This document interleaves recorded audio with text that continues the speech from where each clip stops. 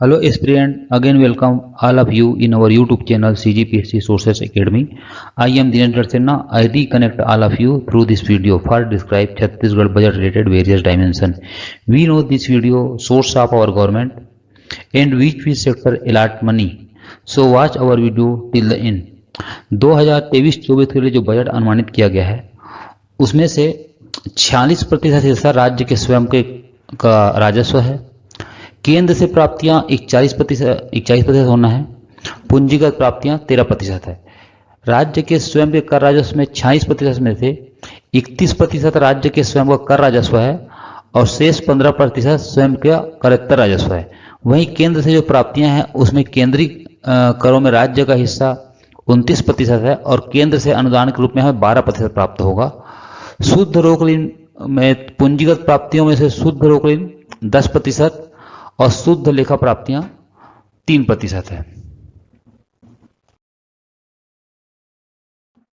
वित्तीय वर्ष 2023-24 में अनुमानित राजस्व प्राप्ति की बात करें तो कुल राजस्व प्राप्ति 1,06,001 करोड़ रुपए है, जो अनुमानित बजट 1,21,501 करोड़ का 87.25% है।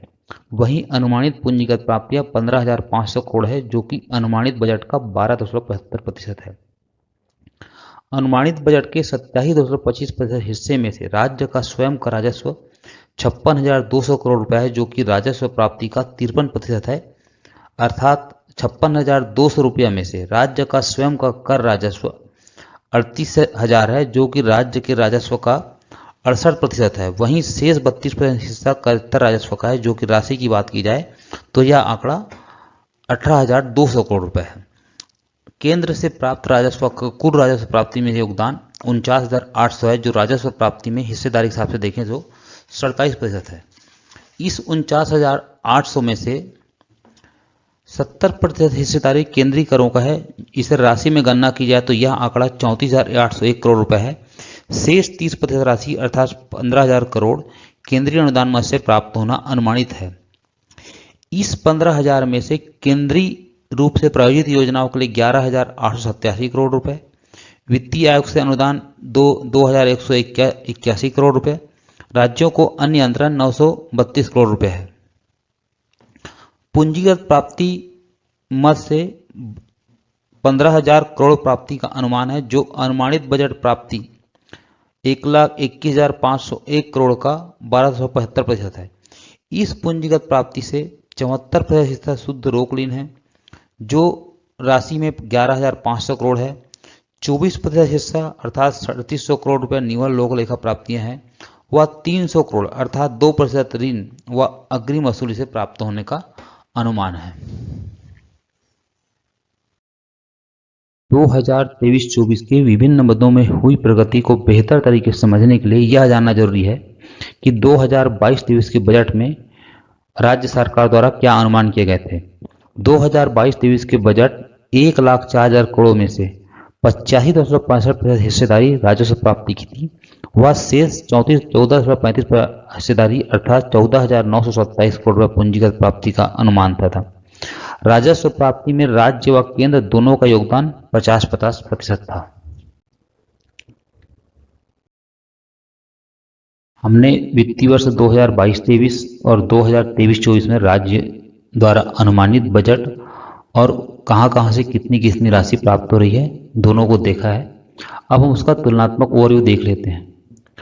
2022-23 में कुल प्राप्तियां थी 1,04,000 करोड़ रुपए, जो 2023-24 में बढ़कर 1,21,501 करोड़ रुपए है और इसमें 17,501 रुपए की बढ़ोतरी हुई है। अर्थात वृद्धि के हिसाब से देखा जाए तो 16.82% की वृद्धि इस वर्ष अनुमानित की गई है। राजस्व प्राप्तियां 2022-23 में 89.73% थी, जो इस साल बढ़कर 1,06,001 करोड़ रुपए है।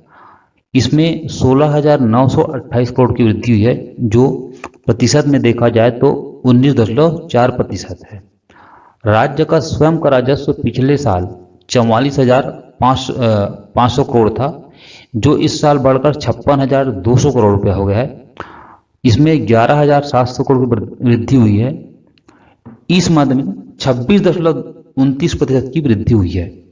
केंद्र के राजस्व में भी वृद्धि हुई है, पिछले साल जहां 50% था, वहीं इस साल 49,800 रुपये अनुमानित किए गए हैं, जो कि 52,5270 करोड़ रुपये वृद्धि हुई है। प्रतिशत के हिसाब से देखा जाए तो 11.85% की वृद्धि हुई है। पूंजीगत मद में पिछले साल अनुमानित किया गया था 14,927 करोड़ रुपया, इस साल 15,500 करोड़ रुपया अनुमानित है। इसमें 573 करोड़ वृद्धि हुई है, जो कि 3.95% है। अब इसमें एक फिगर और है, राजस्व प्राप्तियां की जो हिस्सेदारी थी कुल बजट में, जो वो पिछले साल 85.65% थी, जबकि इस साल जो राजस्व प्राप्तियां की हिस्सेदारी है वो 87.25% है। ठीक उसी तरह पिछले साल पूंजीगत प्राप्तियों की भागीदारी राजस्व में 14.35% थी, और इस साल जो भागीदारी है वो घटकर 12.75% हो गई। अर्थात राजस्व प्राप्तियां में, कुल बजट में राजस्व प्राप्तियों का हिस्सा बढ़ा है और पूंजीगत प्राप्तियों में हिस्सा कम हुआ है। अभी तक हम राज्य के आय वाले हिस्से पे चर्चा कर चुके हैं। अब राज्य के मद व्यय की ओर चलते हैं। वित्तीय वर्ष 2023-24 में जो राजस्व के हिस्से हैं उसमें से 37% हिस्सा वेतन भत्ते, पेंशन एवं ब्याज अदायगी पे जाएगा। यह प्रतिबद्ध है, मतलब सब बजट बनता है तो सबसे पहले वेतन एवं भत्ते, जिससे प्रशासनिक मिशनरी मतलब चलती है, दूसरा पेंशन और तीसरा ब्याज अदायगी, इसके लिए निकाला जाता है। और उसके बाद जो 37% है सहायक अनुदान, आर्थिक सहायता, वो 37% है। और पूंजीगत निर्माण जो इस साल बजट के थ्रू होना है वो 15% होना है।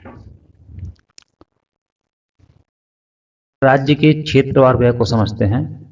इसमें दो फिगर है, जो सेवाएं हैं उसके हिसाब से देखें तो सामाजिक सेवाएं में सबसे ज्यादा खर्च किए जाने 41%, आर्थिक सेवाएं में 36% और सामान्य सेवाएं में 23%। अगर वर्गवार जनसंख्या के हिसाब से देखा जाए तो सामान्य के लिए 55%, अनुसूचित जनजाति के लिए 33% और अनुसूचित जाति के लिए 12%। ये जनसंख्या के आधार पर प्रावधान किए गए हैं। छत्तीसगढ़ सरकार के अनुमानित आय और उसके सोर्सों को समझने के बाद अब हम समझते हैं व्यय की प्रकृति को। जो कुल बजट है 1,21,501 करोड़ रुपया, उसमें सबसे ज़्यादा खर्च होने हैं सहायक अनुदान में जो 29.1% है, वेतन भुगतान में 25.22%, पूंजीगत व्यय 15.36%, आर्थिक सहायता 8.17%, ऋण पुनर्भुगतान 6.21%, पेंशन 6.8%, ब्याज भुगतान 5.69% और अन्य में 4.26%। अगर जो ये फिगर दिखाई दे रहा है इसमें पूंजीगत व्यय को निकाल दिया जाए और प्रश्न अगर ऐसा पूछा जाए कि राजस्व व्यय में तीसरा मद कौन सा है करके, तो उसमें आर्थिक सहायता फिर तीसरे क्रम पे पहुंच जाएगा।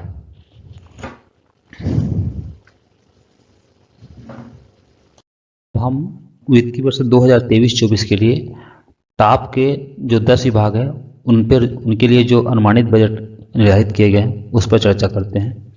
सबसे ज़्यादा बजट अलॉट किए गए हैं 19,489 करोड़ रुपए स्कूली शिक्षा विभाग को।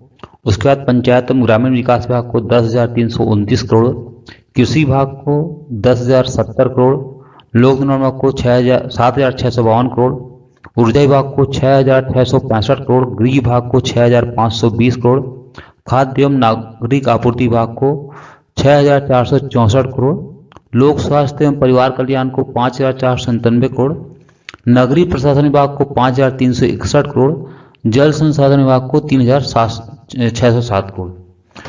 अगर इसे देखा जाए इन 10 विभागों को जो बजट दिया गया है वो कुल बजट का 67% हिस्सा इन्हीं 10 विभागों में खर्च हो जाना है। राशि के हिसाब से देखा जाए तो 81,654 करोड़ रुपए ये जो 10 विभाग है मिल के खर्च करेंगे। इससे इन जो 10 विभाग है उनकी महत्ता समझ आती है। स्कूली शिक्षा विभाग में जो ज़्यादा खर्च होना है वो सरकार ने जो आत्मानंद स्कूल खोलने वाली है, आत्मानंद शासकीय कॉलेज हैं और आत्मानंद जो स्कूलों की संख्या बढ़ाई जा रही है, उस कारण इसके बजट में उत्तरोत्तर वृद्धि होती जा रही है।